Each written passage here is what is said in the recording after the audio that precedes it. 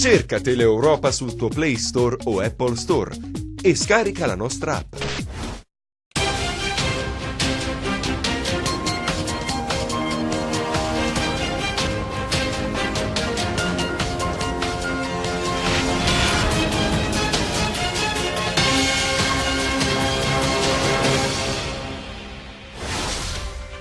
Incendiata la tomba della madre di un consigliere comunale di Zagarise, macabro messaggio che ha suscitato sdegno e amarezza. È stata riparata dagli operai del comune di Cosenza la condotta adduttrice che questa mattina aveva creato disagi su Corso Umberto, ripristinata l'erogazione idrica. Ancora nulla di deciso per le migliaia di lavoratori socialmente utili e di pubblica utilità, stato di agitazione nei comuni calabresi. La Regione ha destinato 6 milioni di euro agli artigiani per incentivare un settore strategico per l'economia calabrese. I carabinieri forestali hanno posto i sigilli in un tratto di oltre 1 chilometro sul fiume Surdo interessato da lavori senza regolare nulla osta. È un vero e proprio giallo l'omicidio di un manovale 44enne di Cirò. L'uomo è morto nell'ospedale di Crotone dove è giunto con un'ambulanza del 118. Il procuratore della distrettuale di Catanzaro, Nicola Gratteri, musica contro le mafie, incontra gli studenti e racconta di una primavera possibile in Calabria. Pronto il calendario degli appuntamenti predisposto dal Comune di Cosenza per il tradizionale appuntamento con le buone feste cosentine. Buonasera dalla redazione del TG10. Dunque macabra intimidazione nella notte a Zagarise, centro della presìra catanzarese, ai danni del consigliere comunale Fabrizio Mangone Marino, esponente della maggioranza di centrosinistra che guida il paese. Ignoti hanno danneggiato le tombe dei genitori del consigliere, quindi hanno dato fuoco alla bara della madre. Ecco le tombe danneggiate nel cimitero di Zagarise, centro della presìra catanzarese, un macabro gesto compiuto da qualcuno che ha voluto così colpire il consigliere comunale Fabrizio Mangone Marino, esponente della maggioranza che guida il comune. In quelle bare infatti ci sono i resti dei genitori del consigliere, un pesante atto intimidatorio che suscita sdegno e amarezza. Nella notte sono state divelte le lapidi delle 2 tombe, posizionate l'una sopra l'altra. Sono stati forati i muri che coprono le bare, poi nell'ocolo in cui è sepolta la madre del consigliere comunale è stata gettata una bottiglia di liquido infiammabile ed è stato appiccato il fuoco. Le fiamme hanno parzialmente distrutto la bara, un episodio inquietante sul quale cercano di far luce i carabinieri di Zagarise e della compagnia di Sellia Marina. Un'intimidazione legata all'attività politica-amministrativa di Mangone Marino? Gli inquirenti sono al lavoro e al momento nessuna ipotesi viene esclusa. È stata riparata la condotta idrica che questa mattina è saltata a Corso Umberto a Cosenza, ripristinata l'erogazione idrica. La situazione dunque torna lentamente alla normalità dopo una mattinata difficile di tensione e di paura. I nostri servizi. Gli operai del comune sono al lavoro per riparare il guasto alla condotta adduttrice che questa mattina ha provocato un'enorme buca su Corso Umberto a Cosenza. Poco dopo le 17 è stata riattivata l'erogazione idrica nel centro cittadino. L'acqua dai serbatoi di Biedrade del Merone infatti era stata chiusa per consentire agli operai di scavare e isolare il tratto interessato dalla rottura. I tecnici del comune sono così riusciti a sostituire la condotta lesionata e a ripristinare l'erogazione idrica. Siamo riusciti a trovare una lesione, più che una lesione, si era staccata proprio una placca di circa 1 metro di tubo e si è visto che guardando la lesione che è una lesione antica, una lesione molto vecchia perché i bordi erano in parte arrugginiti, smussati, per cui presumibilmente questa lesione col tempo si è allargata fino a un certo punto a avere questa espulsione improvvisa oggi alle 9. Abbiamo dovuto tagliare il tubo, giuntare con un tubo nuovo e adesso l'abbiamo messo in pressione, quindi abbiamo provato la tenuta e adesso abbiamo iniziato a riempire di nuovo lo scavo. Stanotte sarà ripristinata la viabilità. La situazione dunque sta tornando lentamente alla normalità dopo una giornata difficile iniziata così.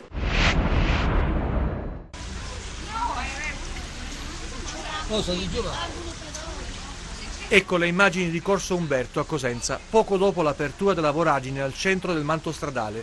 L'arteria questa mattina, poco dopo le 9, era trafficata come al solito e nulla, o quasi, lasciava presagire quanto sarebbe accaduto. Quasi, appunto, perché il signor Gianfranco, titolare di un negozio sul corso che affaccia proprio in quel punto, guardando l'asfalto, aveva notato qualcosa di strano. Mi affaccio dal negozio così e vedo la strada dal lato dove adesso c'è la ruspa che man mano si abbassava.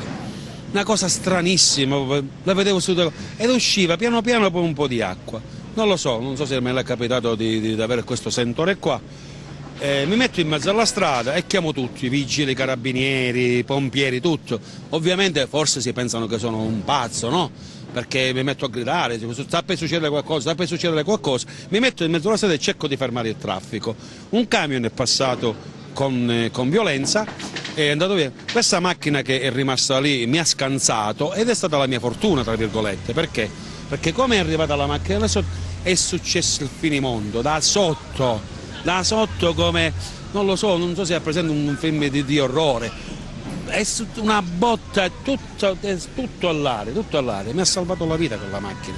L'autovettura che transitava in quel momento è stata sollevata dalla forza dell'acqua, le auto circostanti sono state investite da spruzzi di fango e pietre, alcuni passanti hanno perso l'equilibrio a causa dello spostamento d'aria finendo a terra, il corso è diventato un fiume di acqua potabile. Un'esplosione completamente, con dei pezzi di gente che cadeva qua, persone che cadevano e mi è andata proprio bene, ringrazio il Signore che mi è andata bene. Il sindaco Mario Chiuto, sentiti i tecnici, ha spiegato sui social cosa ha causato la voragine, una rottura di una dorsale principale della rete di distribuzione idrica e ha annunciato l'immediato inizio dei lavori di ripristino della tubatura. È stato necessario sospendere l'erogazione idrica dai serbatoi di via De Rade e del Merone per diminuire la pressione e iniziare a scavare. L'avvertenza dei lavoratori socialmente utili e di pubblica utilità è stato di agitazione in molti comuni calabresi, i sindaci a sostegno dei precari. Anna Franchino ci racconta la situazione a Mendicino. Attendono risposte dal governo centrale i 4.500 lavoratori socialmente utili e di pubblica utilità calabresi. Lo stato di agitazione prosegue. Oggi siamo andati a Mendicino, in provincia di Cosenza, dove sono 14 gli uomini e le donne che sperano nella stabilizzazione e vengono utilizzati in servizi utili alla collettività. Sono certamente fondamentali per il lavoro che si svolge nei comuni calabresi. Noi come ANCI, quindi come sindaci calabresi, come amministrazioni comunali, in questi anni abbiamo cercato di dirlo a chiare lettere che occorre arrivare alla conclusione di un percorso lungo negli anni che finalmente qualche anno fa, questo è il terzo anno, grazie anche alla Regione Calabria e al Governo nazionale, ha portato alla contrattualizzazione di questi nostri lavoratori. A Mendicino ne abbiamo 13, così come in tutti i comuni calabresi ce ne sono tanti, come vedete svolgono tutti i tipi di attività che ci sono in un ente locale, in un comune, alcuni fanno gli operai, altri fanno gli ausiliari del traffico, molti lavorano negli uffici, fra anagrafe, tributi, area finanziaria, area tecnica, quindi hanno un valore importantissimo. Speriamo, ci auguriamo che il governo nazionale, su proposta di emendamenti che vengono dalle opposizioni, ma anche su impegni presi dai parlamentari appunto che sono in maggioranza, dopo varie settimane, vari mesi di agitazione, possano mettere fine, accettando queste proposte, e rispondere sì alle due cose che noi chiediamo.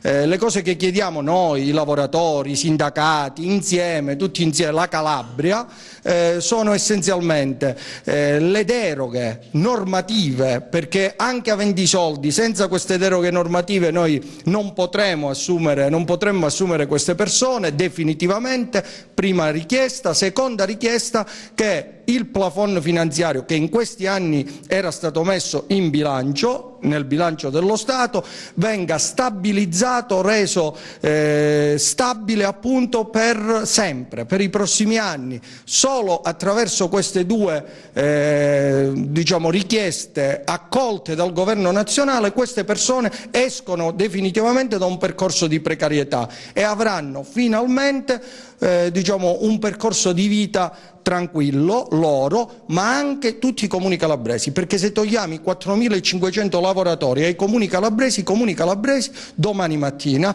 avranno difficoltà ad assicurare i servizi più essenziali per i cittadini. Ecco perché noi come ANCI, io da sindaco con tutti i miei colleghi sindaci abbiamo fatto una grande battaglia. Giovedì c'è un appuntamento importante. Giovedì pare ci sia un nuovo appuntamento importante in Parlamento, ordine del giorno di parlamentari di varie forze politiche che in questi anni, devo dire, alcuni di loro hanno portato avanti tutto questo percorso fra Roma e Catanzaro e con noi comuni, i sindacati e i lavoratori accanto a loro. Speriamo appunto che la Calabria venga valorizzata appieno e non vengano mortificate queste persone che da anni lavorano diciamo nei nostri comuni. Altrimenti, sindaco, cosa accadrà secondo lei? Ma non le voglio rispondere a cosa accadrà, perché non deve accadere nulla di negativo. La Calabria ha una richiesta e questa richiesta deve essere accolta dal governo nazionale, perché è una richiesta di buonsenso. 4.500 persone da 20 anni lavorano nella pubblica amministrazione calabrese, locale calabrese. Diciamo, questo lavoro deve continuare perché ormai è partito, ci sono dei diritti acquisiti e noi quindi questo chiediamo al governo. Io spero che non dovremo andare tutti i sindaci calabresi, tutti i sindacati, tutti i lavoratori, il Presidente della Regione, tutti insieme davanti al Parlamento. Se sarà così vorrà dire che ci andremo. Noi chiediamo soltanto che sono 20 anni di precariato, vogliamo la stabilizzazione, tutti quanti abbiamo famiglia, ricopriamo tutte le cose degli uffici, niente, questo. La stabilizzazione, perché siamo stufi, 20 anni, non ce la facciamo più. E assemblea permanente degli LSU e delle PIU anche nel comune di Gioia Tauro, la tensione è alta. Non si ferma la lotta dei circa 100 LSU e LPU di Gioia Tauro che lavorano all'interno dell'ente ormai da qualche giorno in assemblea permanente, perché se non cambia il quadro normativo nazionale definito dal governo, dal 1° gennaio rischiano di perdere il lavoro. Una situazione che si moltiplica per le altre realtà calabresi che sono nello stesso guado. Il comune di Gioia Tauro è retto in questo momento da una terna commissariale perché sciolto per mafia e in dichiarato dissesto finanziario, presieduta dal prefetto Antonio Reppucci, che fa da mediatore e tenta di placare gli animi esasperati dei lavoratori gioiesi. Questa volta la situazione sembra più complicata perché si è in attesa di una deroga da parte del governo, senza la quale gli enti locali non possono procedere. Si sta parlando di lavoratori che da anni svolgono servizi all'interno di un ente oggi in dissesto, sui quali pende un eterno precariato. Ogni anno, a fine anno, si ripete la solita storia dell'agonia, dell'ansia nelle famiglie, del rinnovo per il prossimo anno. Nei giorni scorsi i lavoratori socialmente utili hanno ricevuto parole di pieno sostegno da parte del Presidente della Regione Calabria, Mario Oliverio. La Regione, ha evidenziato il Governatore, è al loro fianco. Dal 2015, ha spiegato il Presidente della Regione, abbiamo avviato un processo di contrattualizzazione per gli oltre 4.500 LSU e LPU calabresi, perché abbiamo conquistato con il governo precedente un fondo di 50 milioni di euro nel bilancio dello Stato, a cui sono stati aggiunti 30 milioni di euro da parte regionale. Si capisce perché 5.000 persone debbano trovarsi per strada dal 31 dicembre. Noi condurremo fino in fondo una battaglia affinché abbiano un lavoro dignitoso e stabile. La Regione punta sull'artigianato. Dopo l'approvazione della legge lo scorso febbraio arrivano adesso gli incentivi, investiti 5.600.000 euro in un settore strategico per l'economia regionale. Sono gli artigiani la spina dorsale dell'economia calabrese e la Regione, dopo aver varato la legge, nel febbraio di quest'anno, la numero 5 per essere precisi, colmando così un vuoto, spiega l'assessore Russo, lungo 30 anni, incentiva le imprese con un bando le cui risorse ammontano a 5 milioni e mezzo di euro. La partecipazione, è stato spiegato nel corso di un incontro con i giornalisti nella sala Oro della cittadella regionale, sarà resa possibile attraverso uno sportello gestito da Fincalabra. Abbiamo aperto lo sportello, quindi tutti gli artigiani possono presentare tramite le organizzazioni o tramite le banche la domanda per il contributo in conto capitale o in conto interessi rispetto agli investimenti che fanno. Riteniamo che sia un momento molto importante perché noi abbiamo scelto gli artigiani perché crediamo che sia uno dei motori più importanti della Calabria. Mi permetto di ricordare che più del 9%, quasi il 10% di PIL della Calabria viene prodotto dagli artigiani. L'artigianato, ha evidenziato Oliverio, è il comparto più importante sul piano occupazionale nella nostra regione. Sono migliaia le aziende artigiane nelle quali oltre alla figura dell'artigiano c'è anche la presenza di migliaia di persone che trovano occupazione, che esprimono pienamente quelle che sono le potenzialità di questa regione che appunto vede nell'artigianato un comparto portante della sua economia. Le risorse, si tratta di una prima tranche, provengono rispettivamente 1.600.000 dal bilancio dell'ente, 4 milioni di euro dal programma di azione e coesione. E adesso i nostri 100 secondi di cronaca.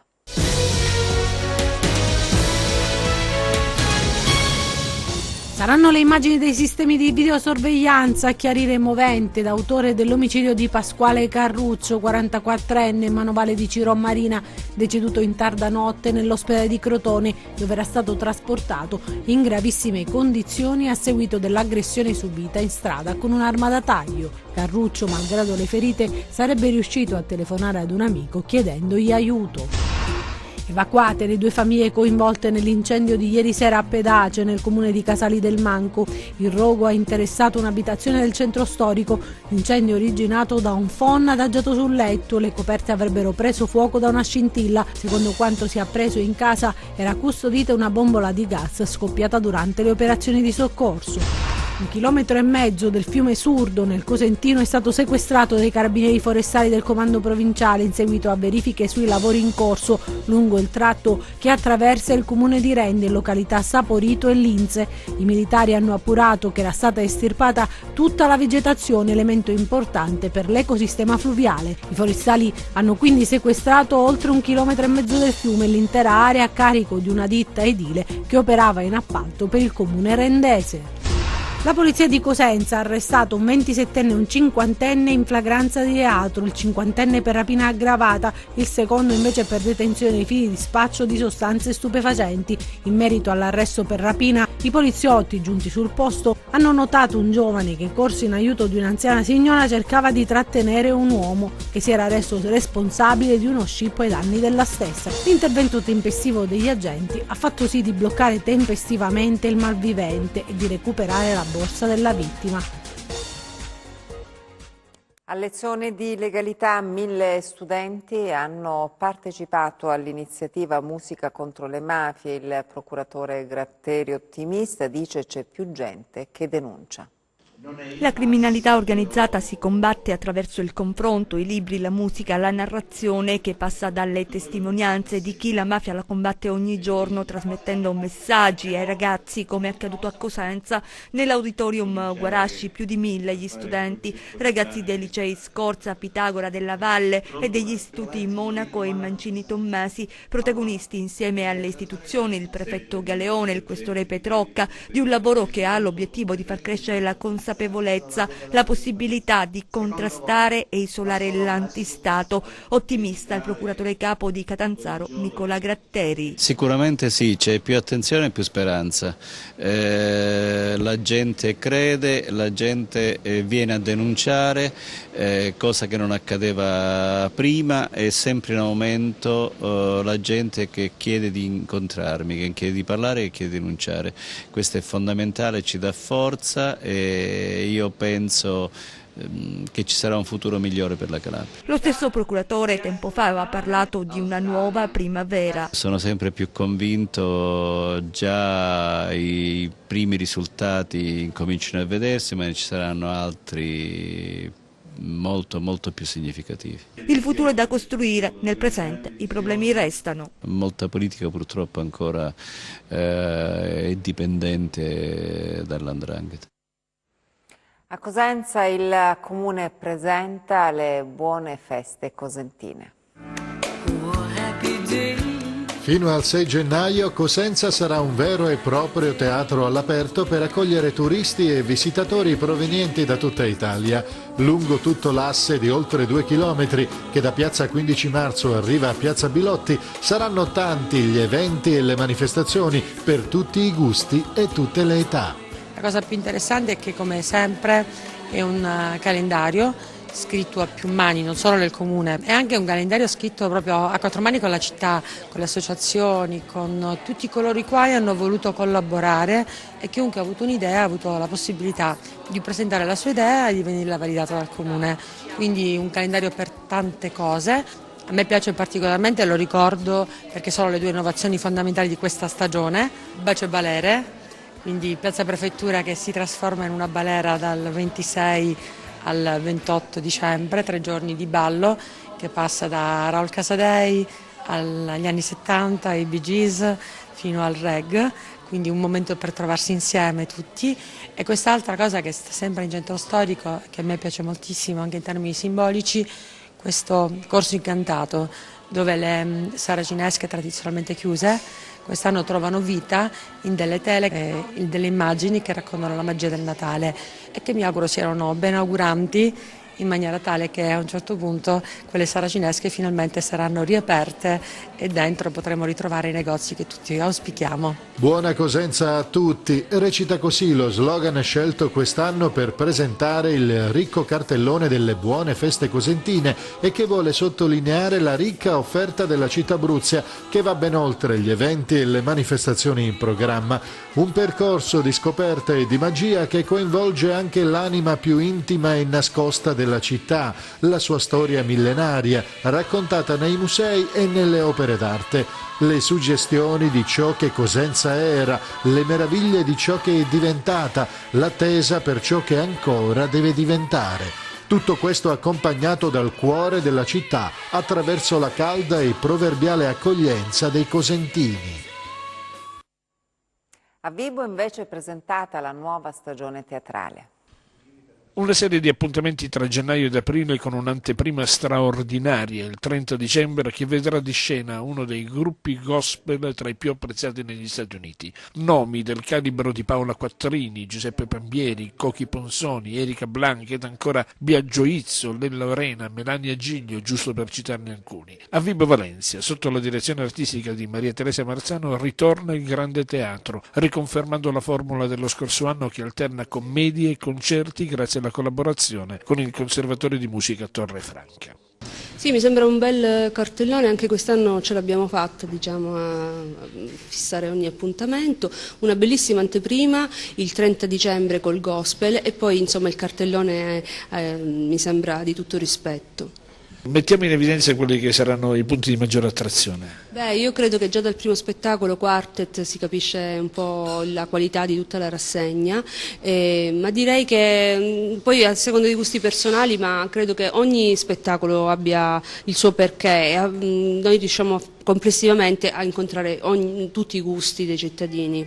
Dicevamo da gennaio ad aprile, quanti appuntamenti? Abbiamo 6 spettacoli in cartellone più l'anteprima del gospel e un fuori abbonamento perché faremo un omaggio a Sergio Endrigo. Soddisfatto il sindaco Elio Costa che sottolinea gli sforzi compiuti a causa delle ristrettezze di bilancio per garantire il tradizionale appuntamento con il teatro, considerato un necessario momento di crescita culturale della città e dell'intero territorio. Le grandi difficoltà nelle quali versa il comune di Vibo Valencia, che non sono state completamente superate, a volte impediscono che possano essere fatte delle attività o svolte delle attività che la cittadinanza si aspetta. Io penso che probabilmente noi in questi pochi anni che siamo stati abbiamo cercato di porre in risalto come la cultura sia espressione, sia l'unica vera espressione della crescita di una determinata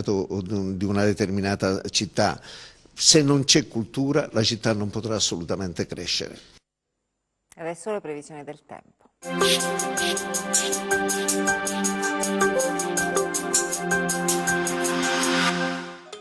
Il parziale aumento della pressione sta favorendo un miglioramento delle condizioni meteorologiche sulla nostra regione. Ciononostante sarà una tregua effimera, poiché già dalla giornata di mercoledì è atteso un nuovo peggioramento che, associato al calo delle temperature, favorirà nevicate al di sopra dei 900-1100 metri su Pollino e Sila e a quote più elevate su Aspromonte. Tuttavia la fase più intensa si avvertirà maggiormente da giovedì, con quota neve in rialzo a causa del nuovo aumento delle temperature. Ma diamo uno sguardo al tempo previsto sulla Calabria per le prossime ore. Domani al mattino cielo generalmente poco parzialmente nuvoloso ovunque. Nel corso della giornata deciso aumento della nuvolosità con piogge sparse, localmente anche di forte intensità e con possibili nevicate al di sopra dei 900-1100 metri su Pollino e Sila, su Aspromonte sopra i 1200-1400 metri.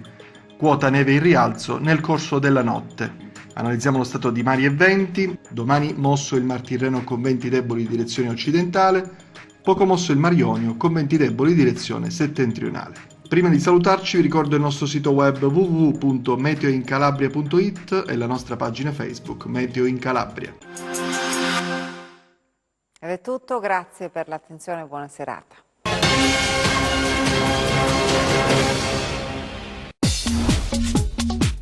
Cerca Teleeuropa sul tuo Play Store o Apple Store e scarica la nostra app.